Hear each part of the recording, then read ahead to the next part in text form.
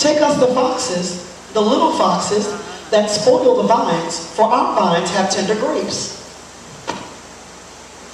The little foxes will destroy the vines. Now, here, this Songs of Solomon, if you ever studied the whole entire book, most people never do.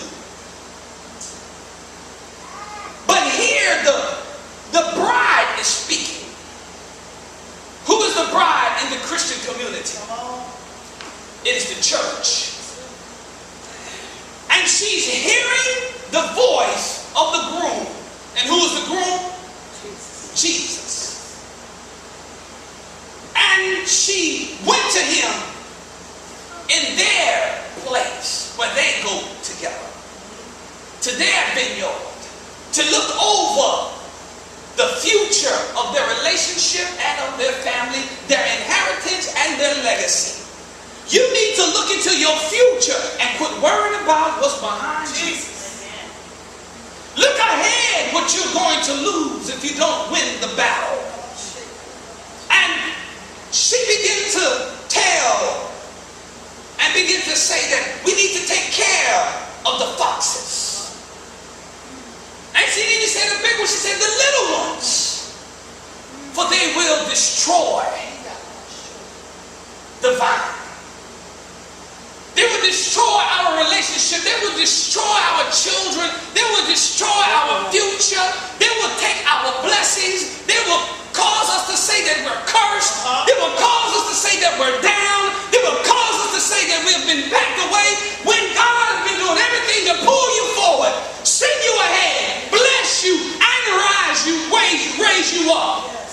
He's been doing everything in his power to awaken us in this time of war.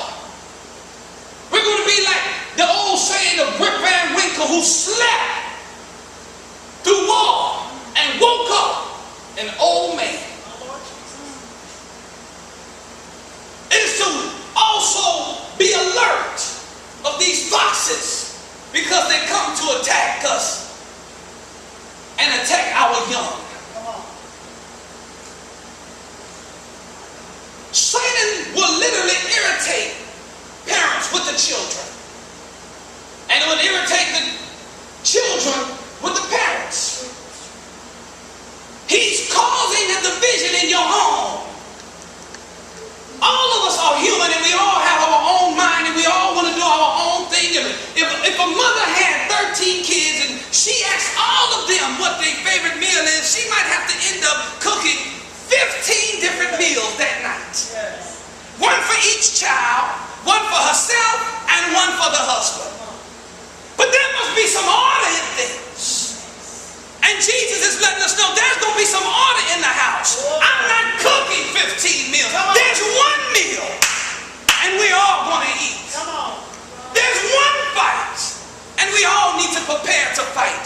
There's one battle. There's one enemy. And it's not flesh and blood.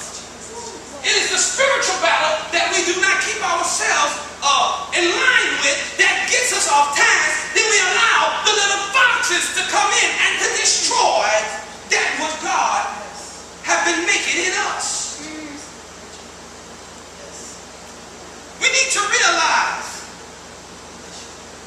that the church no longer hears the voice of the groom. We're hearing the voice of deacons, missionaries, so-called prophets, so-called preachers, and we're hearing the voices, and the church is no longer on the move. For Christ stands in front of us, beckons us to come forward, while others are calling us to the side and taking our attention off of our agenda. But God is wanting us to go forward, to come forward as servants and active servants that will take care of the vineyard. Take care of that what's going on. To remember that we have to have some fruit for next year. Also, we go to the 7th chapter in that same book.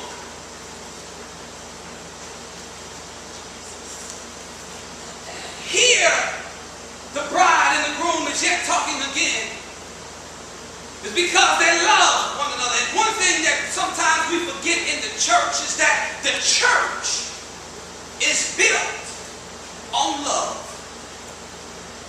It's built on respect and honor.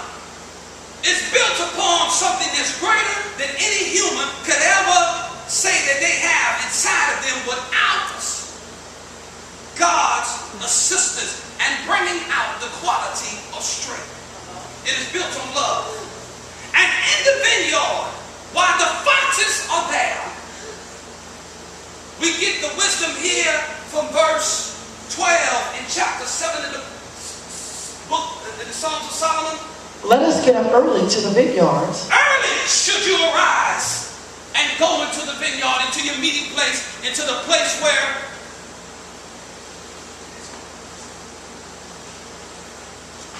early is the place where we should go to where we can get the vineyard, the meeting place where God is. We should have an opportunity to where you set aside some early time for God. Why? This is how you start your day. I know prayer's good at noon, but how much stuff have you done by 12 o'clock? Yes, prayer's good to end your day with, but how many things you went through all through the day that you needed God's counsel and guidance through? Early should you rise up. And I'm not saying that you get up as early as everybody on 3 o'clock in the morning, 4 o'clock in the morning, but when you rise, you should tell God good morning and find out what God wants you to do that day. Find out where you can strengthen another Christian. Find out where your light can shine. Find out what you can do to make the vineyard look better. And they found out when they wake up early, do what? Let us see if the vine flourish, whether the tender grape appear, and the pomegranates bud forth. There will I give thee my loves. And right here he said, before we come and get into other things that pleases ourselves, we rise up early to make sure that I don't bring anything to the vineyard that would hinder the vineyard from flourishing. Make sure I didn't bring anything that I have inside of me that will stop the grapes from growing on the vine. Stop the pomegranates from being nice and big. Stop the growth. And literally, we bring so much stuff in church. Jesus. And then we take that and we bring that stuff back home. And then we bring it on the job. And before you know it, ain't nobody want to be a Christian because why? They see you as the example. And every time they see you, you're mad, you're angry, you're frustrated. And the foundation what the church is built upon, love, it's not even seen. It's because it's the little fox. Satan has been tricking us. He'll allow all the agitation. He'll allow all the frustration that we had inside of us to just come out, ooze out. We smell like alcoholics. An alcoholic drinks so much alcohol until literally